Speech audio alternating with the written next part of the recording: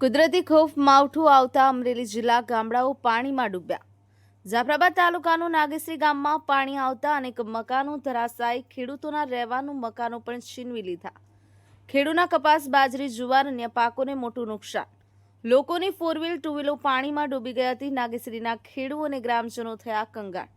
વરસાદને કારણે ખેડૂતોને બહુ મોટું નુકસાન। કમોસમી વરસાદને કારણે ખેડૂત થયા બરબાદ। ચારેકોર પાણી આવતા વાડી વિસ્તારના રસ્તા થયા બંધ। એમાં જૂના પાદરથી વાડી વિસ્તારનો રસ્તો નરેન્દ્રભાઈ વરુ દ્વારા બનાવેલો પુલ ખેડૂતો માટે બન્યો આશીર્વાદરૂપ।